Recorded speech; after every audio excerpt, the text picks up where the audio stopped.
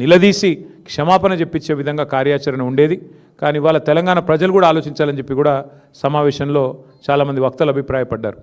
అక్కడ 8 మంది కాంగ్రెస్ ఎంపీలు 8 మంది బీజేపీ ఎంపీలు ఉన్నా చేష్టలుడిగి ఉత్సవ విగ్రహాల మాదిరిగా చూస్తూ కూర్చున్నారు తప్ప తేజస్వి సూర్య గారు తెలంగాణ ఏర్పాటును పాకిస్తాన్ ఏర్పాటుతో పోల్చినా కనీస స్పందన లేకుండా మరి నిశ్చేష్టులుగా ఏదైతే చూస్తూ ఉన్నారో దాని సమావేశం తీవ్రంగా నిరసించింది.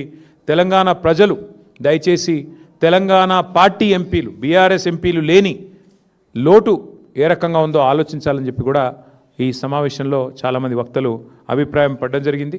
తెలంగాణ పౌరుషం తెలంగాణ చావజచ్చిన కాంగ్రెస్ బీజేపీ ఎంపీల నిష్క్రియాపరత్వం పైన కూడా ఈ సమావేశంలో నిరసన వ్యక్తమైంది. అట్లాగే మరి అన్ని రాజకీయపరమైన అంశాలతో పాటు ముఖ్యమైన మరొక అంశం మన కేంద్ర ప్రభుత్వం తీసుకున్న నిర్ణయం.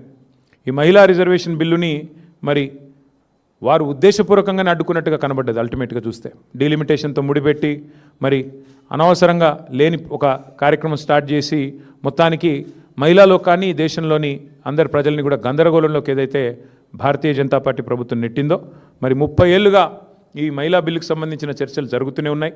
మరి మేము కూడా గతంలో ప్రభుత్వంలో ఉన్నప్పుడు చట్టసభల్లోనే మేము తీర్మానాలు కూడా చేసినాం. శాసనసభలో శాసన మండలిలో వెంటనే 1/3 రిజర్వేషన్ చట్టసభల్లో అమలు చేయాలి అని మా ప్రభుత్వం తరపునే ఆనాడు తీర్మానాలు చేసి పంపాం. ఈ సమావేశం ద్వారా కూడా మా పార్టీ యొక్క విస్తృత స్థాయి సమావేశం ద్వారా కూడా మహిళా రిజర్వేషన్ల విషయంలో పూర్తి చిత్తశుద్ధిని మళ్ళీ వ్యక్తం చేస్తూ తప్పకుండా వెంటనే కేంద్ర ప్రభుత్వం కూడా ఈ విషయంలో సానుకూల నిర్ణయం తీసుకొని రిజర్వేషన్లను వెంటనే అమల్లోకి తీసుకొని రావాలని చెప్పి కూడా మరి ఈ సమావేశంలో తీర్మానం పాస్ చేయడం జరిగింది. దాంతోపాటు మరి ఎస్ఐఆర్ అనే కార్యక్రమం ఏదైతే ప్రారంభం కాబోతా ఉందో ఆ విషయంలో కూడా చాలా కూలంకషంగా ఈ సమావేశంలో చర్చ జరిగింది. స్పెషల్ ఇంటెన్సివ్ రివిజన్ పేరిట మరి వెస్ట్ బెంగాల్లో దాదాపు 95 లక్షల ఓట్లు తొలగించడం జరిగింది. బీహార్లో 65 లక్షల ఓట్లు తొలగించడం జరిగింది. అట్లాగే రేపు తెలంగాణలో కూడా మే నెలలో ఈ ఎస్ఐఆర్ అనే కార్యక్రమం ప్రారంభమవుతూ ఉంది. కాబట్టి ఈ విషయంలో పార్టీ మొత్తం కూడా టాప్ టు బాటం గ్రామ స్థాయి నుంచి మొదలు పెడితే బూత్ స్థాయి నుంచి మొదలు పెడితే స్టేట్ స్థాయి దాకా కూడా ఫోకస్ చేయాలని చెప్పి మా పార్టీ అధ్యక్షులు దిశానిర్దేశం చేశారు. ఈ విషయంలో ఎందుకంటే ఓట్ల తొలగింపు ప్రక్రియ పేరిట జరిగిన నాటకం, దొంగ ఓట్ల చేర్పుల వల్ల జూబ్లీహిల్స్ ఎన్నికల్లో జరిగిన నష్టం దాదాపు 15,000 దొంగ ఓట్లు జూబ్లీహిల్స్ ఎన్నికల్లో మా ఓటమికి కూడా కారణమయ్యాయనే ఒక అభిప్రాయం కూడా సమావేశంలో వ్యక్తం కావడం జరిగింది.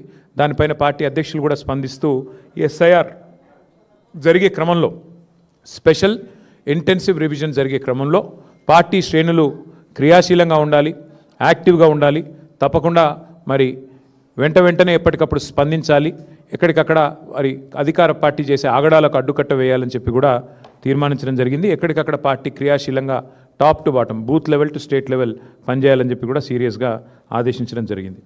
అట్లాగే పార్టీ యొక్క సంస్థాగత నిర్మాణం మీద కూడా చాలా విస్తృతమైన చర్చ జరిగింది. సభ్యత్వ నమోదు, పార్టీ యొక్క కమిటీలు, ఇవన్నిటి విషయంలో చర్చ జరిగింది. పార్టీ కమిటీలో ఇవాళ పార్టీ మీటింగ్లో ఈరోజు ఒక నిర్ణయం కూడా తీసుకోవడం జరిగింది. రాష్ట్ర వ్యాప్తంగా ఉన్న అన్ని కమిటీలు ఎక్సెప్ట్ స్టేట్ కమిటీ మినహా అన్ని కమిటీలను కూడా ఈరోజుతో రద్దు చేయడం జరిగింది. ఎందుకు అంటే కొత్త కమిటీలు వేసుకోవాలి, మెంబర్షిప్ వేయాలి. కాబట్టి దానికి మార్గం సుగమం చేయడానికి అన్ని కమిటీలను కూడా రద్దు చేస్తూ నిర్ణయం తీసుకోవడం జరిగింది. అంటే గ్రామ కమిటీ నుంచి మొదలు పెడితే అన్ని కమిటీలు, జిల్లా కమిటీ దాకా అన్ని కమిటీలను కూడా రద్దు చేయడం జరిగింది. కేవలం ఒక స్టేట్ కమిటీ మాత్రమే ఫంక్షనల్గా ఉంటుంది. ఆ స్టేట్ కమిటీ ఆధ్వర్యంలో మెంబర్షిప్ కార్యక్రమానికి పోతాం.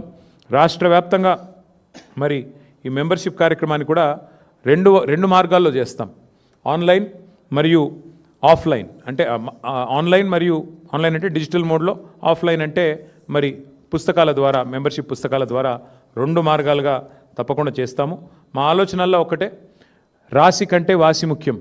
అందుకే ఎంత సభ్యత్వము ఎన్ని లక్షలు అన్న దానికంటే కూడా మరి ఎంత క్వాలిటేటివ్గా మనం మెంబర్షిప్ చేయాలి, తెలంగాణకి ఒక రక్షణ కవచంలాగా ఎట్లా మన కార్యకర్తలు మన నాయకత్వం నిలబడాలి అనే ఆలోచనతో మరి వారిని కేవలం మెంబర్షిప్ చేయడమే కాకుండా మెంబర్షిప్ జరిగిన అనంతరం కమిటీల నిర్మాణం మాత్రమే కాకుండా ఆయా కమిటీలకు మరి మొత్తం ప్రతి నియోజకవర్గంలోని మరి ముఖ్యమైన కార్యకర్తలందరికీ కూడా శిక్షణా తరగతులు కూడా నాయకత్వానికి అట్లాగే మరి కార్యకర్తలకు కూడా శిక్షణా తరగతులు పెట్టాలనే నిర్ణయం కూడా తీసుకోవడం జరిగింది. షెడ్యూల్ మొత్తం కూడా మీకు తొందరలోనే వెల్లడిస్తాము.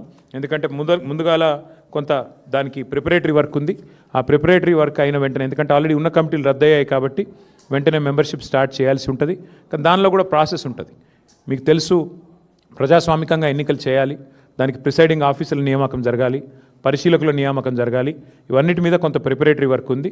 కాబట్టి తొందరలోనే ఆ షెడ్యూల్ కూడా ప్రకటించి ఎప్పటి నుంచి మెంబర్షిప్ స్టార్ట్ అవుతుంది, ఎప్పటి నుంచి మరి కమిటీల నిర్మాణం ఉంటుంది, ఇవన్నీ కూడా మళ్ళీ కేసీఆర్ గారి ఆధ్వర్యంలో ఒక సమావేశం బహుశా తొందరలోనే జరుగుతుంది. ఆ సమావేశంలో ఆ పుస్తకాలు ఇవ్వడం, మెంబర్షిప్ పుస్తకాలు, ఇంకా మిగతా కార్యక్రమాలు, మిగతా సంస్థాగత నిర్మాణం, శిక్షణా తరగతుల డేట్లు ఇవన్నీ కూడా అనౌన్స్ చేయడం జరుగుతుంది. అది కూడా తొందరలోనే చేయబోతూ ఉన్నాం.